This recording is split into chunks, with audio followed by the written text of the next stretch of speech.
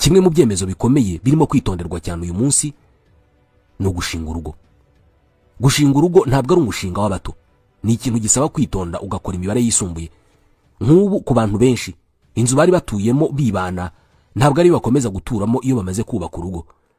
Na nyuma yo kubana, iyo muri abantu babiri ntabwo mukenera inzu nini nk'iyo muzakenera muri abantu bane, ubwo ni nyuma yo kubyara abana babiri. Mu myaka yashize uburezi bw'abana ntabwo ari ikintu cyahabwaga agaciro cyane. Uyu munsi kwishyurira umwana mu mashuri y'ikiburamwaka bishobora guhenda kurusha no kwishyura kaminuza. Muri make uko ubuzima buhenda burushaho no gukenera amafaranga menshi. Ntabwo amafaranga ariyo yonyine yubaka urugo, niko bavuga, ariko nanone akagira uruhare rukomeye cyane mu gutuma urugo rugira ubuzima bwiza. Kubona ayo mafaranga nabyo ntabwo ari ikintu cyoroshye, ibi twese turabizi.